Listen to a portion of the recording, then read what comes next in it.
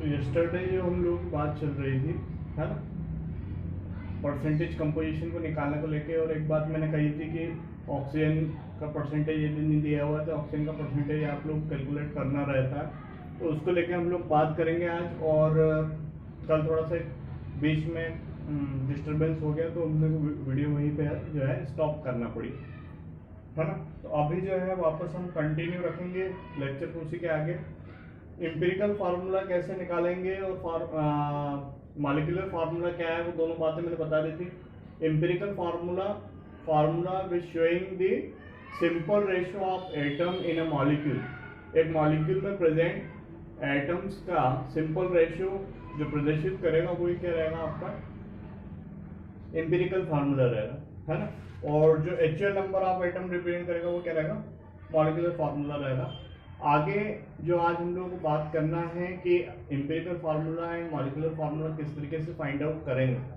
तो कुछ एग्जांपल्स को लेकर मैं डिस्कशन करूंगा, है ना। पेज नंबर 31 पे एक एग्जांपल दिया हुआ है, एग्जांपल नंबर फर्स्ट, है ना। देखिए आप लोग example number first page number 31 पे दिया हुआ है। उसमें क्या लिखा हुआ है, a compound contain percentage of the carbon, hydrogen and oxygen। एक कंपाउंड में कार्बन, ऑक्सीजन और हाइड्रोजन का परसेंटेज दिया हुआ है। कितना दिया, कार्बन का परसेंटेज दिया हुआ है 40, हाइड्रोजन का परसेंटेज दिया हुआ है 6.6 और ऑक्सीजन का परसेंटेज कितना दिया हुआ है 52.8। कितना दिया हुआ है 52.8। A organic compound containing following percentage and you have to find out empirical formula and molecular formula। आपको empirical formula और molecular formula निकालना, ठीक है ना। और moreover one thing we are given is the vapor density। Vapor density of this compound is we are given 30। So you have to calculate the empirical formula and molecular formula for this। तो इसके लिए हम लोग को क्या करना है वो देख लेते हैं। सबसे पहले हम लोग लिखेंगे यहाँ पे एक चार्ट बनाएंगे, एलिमेंट, है। एलिमेंट में शॉर्ट में लिख देता हूँ ताकि अपना चार्ट बनाने में दिक्कत नहीं आए। किस तरीके से सॉल्व करेंगे, एक तो हम एलिमेंट का चार्ट बनाएंगे, एक लिखेंगे उसका एटॉमिक मास, देन हम क्या बनाएंगे परसेंटेज, है ना। फिर लिखेंगे हम नंबर ऑफ एटम और फिर क्या बनाएंगे simple ratio. Element, atomic mass, percentage, number of atom और सिंपल रेशो, ऐसे करके कितने कॉलम है, टोटल 5 कॉलम है। एक कॉलम और उसमें ऐड कर दिया गया, एलिमेंट के बाद एलिमेंट का सिंबल भी बनाया गया, ठीक है ना। तो सिंबल ही बना लेंगे हम लोग एलिमेंट की जगह, क्योंकि अब तब सिंबल के लिए अलग से कॉलम बनाना उचित नहीं रहेगा। तो ये कार्बन हो गया, ये हाइड्रोजन हो गया, मान लीजिए ये ऑक्सीजन हो गया। एटॉमिक मासेस कितने होते हैं, कार्बन का एटॉमिक मास कितना होता है 12, हाइड्रोजन का एटॉमिक मास कितना होता है 1, ऑक्सीजन का एटॉमिक मास कितना होता है 60। इनका परसेंटेज कितना आता है,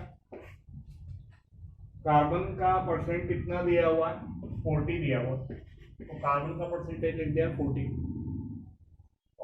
हाइड्रोजन का परसेंटेज कितना दिया हुआ है 6.6, ऑक्सीजन का परसेंटेज कितना दिया हुआ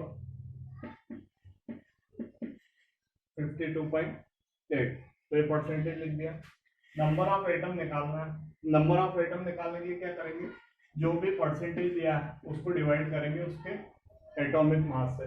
40% दिया एटॉमिक मास से 12, डिवाइड करेंगे, क्या आंसर आ रहा है इसमें 3.4 आ रहा है, इसमें डिवाइड करेंगे 6.6 को 1 से, आंसर कितना आ जाएगा वापस से 6.6 आ जाएगा।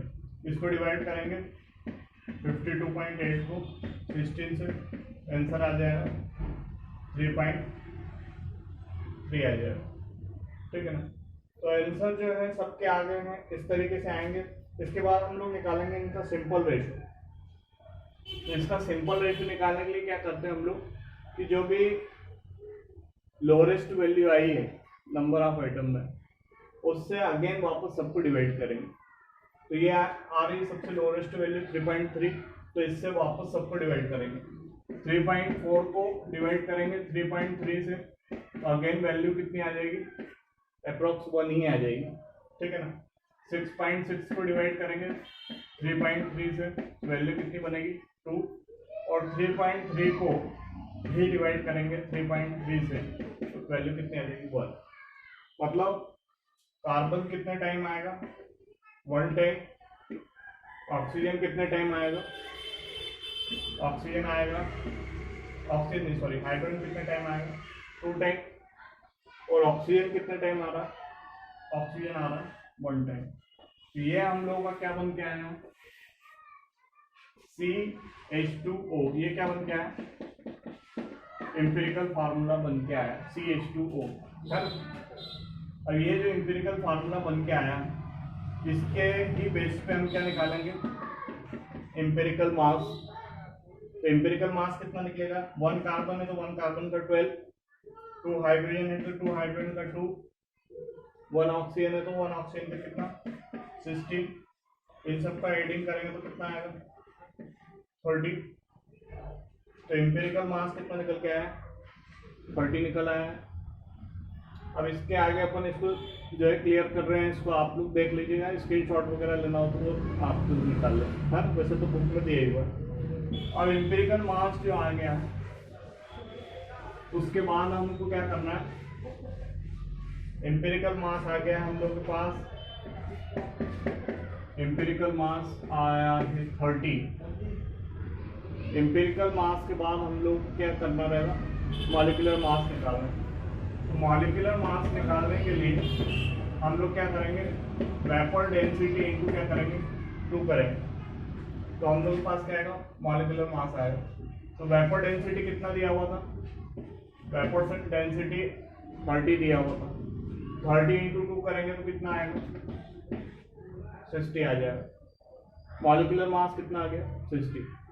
अब हम लोगों को एक वैल्यू निकालना रहती है n की वैल्यू, n इज इक्वल टू होता है molecular mass upon empirical mass. Molecular mass upon empirical mass होता है n की वैल्यू, तो मॉलिक्यूलर मास कितना आ रहा है 60, एम्पिरिकल मास हम लोगों ने पहले निकाला था, तो ये कितना आ रहा है 30, इसके बेसिस पे n का वैल्यू कितना आ रहा है 2 आ रहा है। अब जो n का वैल्यू आ रहा है उसको हम लोग मल्टीप्लाई करेंगे, है। तो मॉलिक्यूलर फार्मूला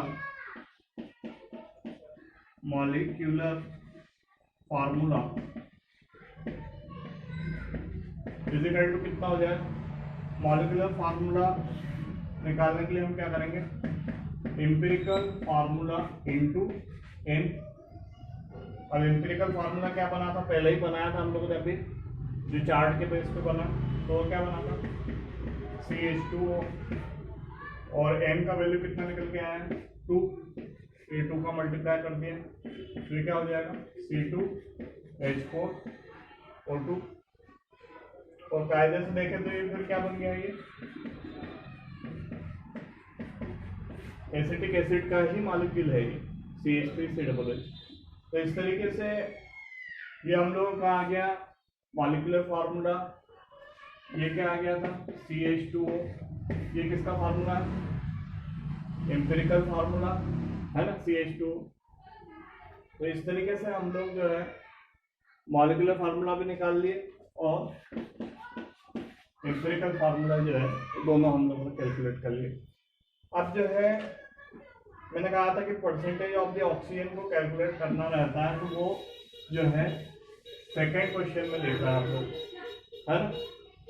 तो सेकेंड क्वेश्चन जो दिया हुआ पेज नंबर 31 पे, उसमें ऑक्सीजन का परसेंटेज निकालना लिखा हुआ है। An organic compound contents, page number 31 example number 2, an organic compound content 61% carbon, 11.88% hydrogen, find its empirical formula, find its molecular formula, the vapor density were given is 59।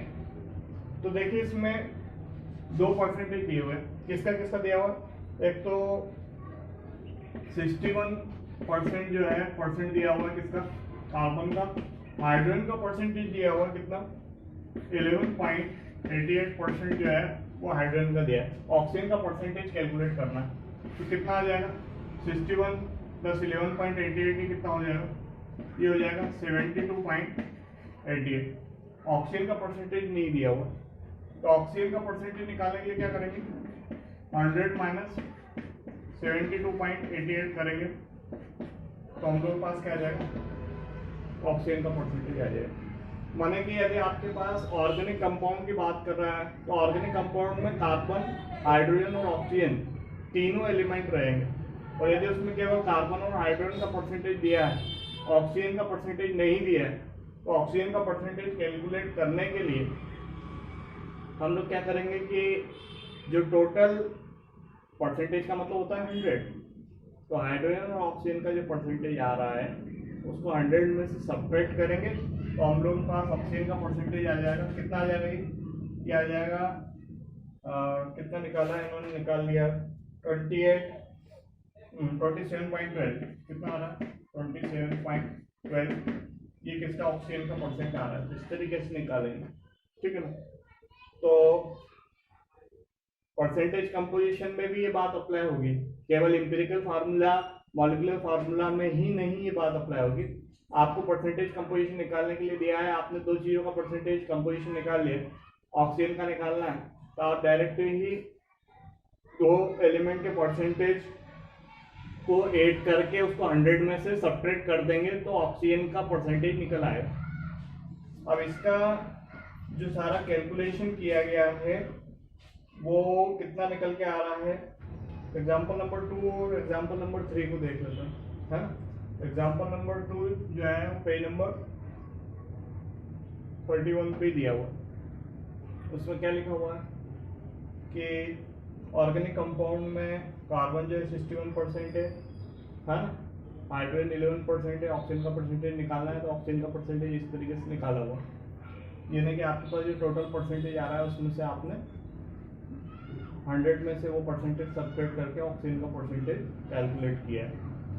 तो इसको किस तरीके से करेंगे, इसमें वेपर डेंसिटी भी इसमें दिया हुआ 59, तो चार्ट बनेगा वैसे ही, कैसा बनेगा, एलिमेंट देन उसका एटॉमिक मास देन उसका परसेंटेज देन उसमें निकल के आएगा नंबर ऑफ एटम और निकल के आएगा सिंपल रेशियो। ऐसे चार्ट बनाएंगे वापस से। तो कितना है, कौन कौन से एलिमेंट है, कार्बन है, हाइड्रोजन है, ऑक्सीजन है ना। आगे एटॉमिक मास कितना निकल के आएगा, इसका 12, इसका 1 और इसका कितना निकल के आएगा 16। आगे इनके परसेंटेज दिए हुए, कितना निकल के आ रहा है परसेंटेज, कार्बन का दिया हुआ है कितना परसेंटेज दिया हुआ था 61% दिया हुआ था, हाइड्रोजन का परसेंटेज कितना दिया हुआ 11.88 और ऑक्सीजन का परसेंटेज कितना निकाला हम लोगों ने 27.12%, ये ऑक्सीजन का परसेंटेज निकाला। ये तीनों परसेंटेज आ रहे हैं जो उसके बेसिस पे नंबर ऑफ एटम निकालेंगे। नंबर ऑफ एटम निकालने के लिए जो भी परसेंटेज है उसको डिवाइड करेंगे किससे, उसके एटॉमिक मास से। तो ये आ रहा है 61 डिवाइडेड बाय 12, ये कितना हो जाएगा 11.88 डिवाइडेड बाय 1, ये इसका परसेंटेज है और इसका एटॉमिक मास, ये कितना हो जाएगा 27.12 डिवाइडेड बाय 16। तो इनका सबका परसेंटेज कितना निकल के आ रहा है, इसका निकल के आ रहा है 5.08, इसका निकल के आ रहा है, इसका वापस से 11.88 आ जाए और इसका कितना आ रहा है, इसका आ रहा है 1.69। अब हमको क्या करना है कि जो सबसे लोएस्ट वैल्यू है उससे अगेन सबको डिवाइड करना है। सबसे लोएस्ट वैल्यू किसकी आ रही 1.6 आ रही, तो अगेन से डिवाइड करेंगे 5.08 को भी किससे डिवाइड करेंगे 1.6 से, तो वैल्यू कितना आ रहा है ये देखेंगे 11.88 को भी डिवाइड करेंगे किससे 1.6 से, तो वैल्यू कितना आ रहा है, और 1.6 को अगेन 1.6 से डिवाइड करेंगे तो वैल्यू कितना आ रहा है। इन तीनों के वैल्यूज को हम लोग यहाँ पे निकालेंगे। तो इन्होंने वैल्यू निकाल लिया, डिवाइड करके कितना आ गया, इसका वैल्यू आ जाएगा 3, ये 7 और ये कितना आ रहा 1।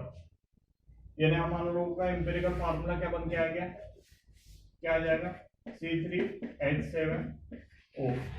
ये हम लोग का क्या बन के आ गया, एम्पिरिकल फार्मूला बन के आ गया।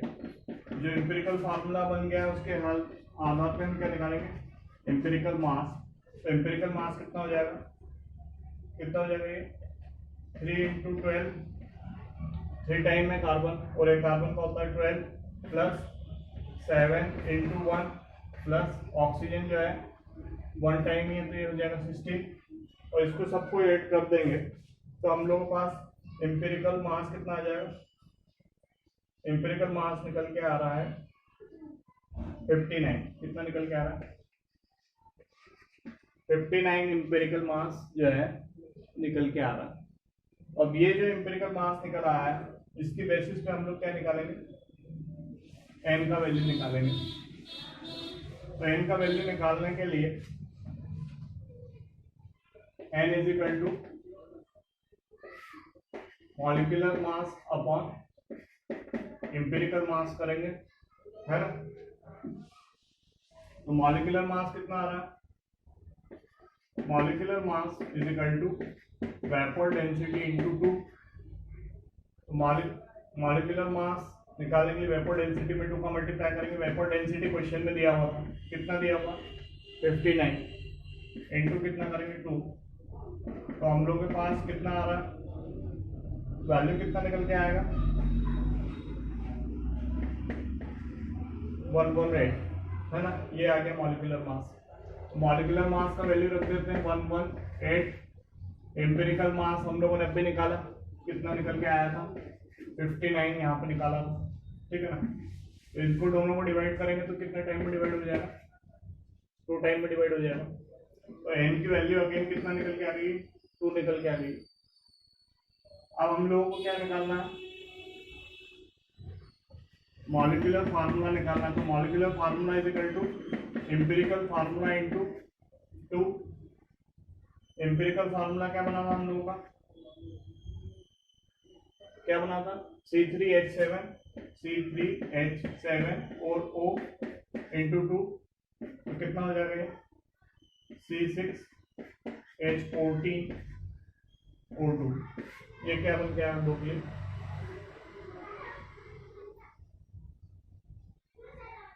फाइनल फार्मूला बन गया है। और इसको यदि हम वैसे लिखना चाहें तो यही हम लोग के लिए क्या निकल के आएगा, मॉलिक्यूलर फार्मूला निकल के आएगा। ये वाला क्वेश्चन भी आप लोग समझ गए होंगे, एग्जाम्पल नंबर 2 दिया हुआ, देन एग्जाम्पल नंबर 3 दिया हुआ। एग्जाम्पल नंबर 3 भी इसी तरीके से है, उसको आप लोग सॉल्व करिएगा, है ना। सब लोगों को ग्रुप में उसका स्क्रीनशॉट या फोटो खींच के भेजना है।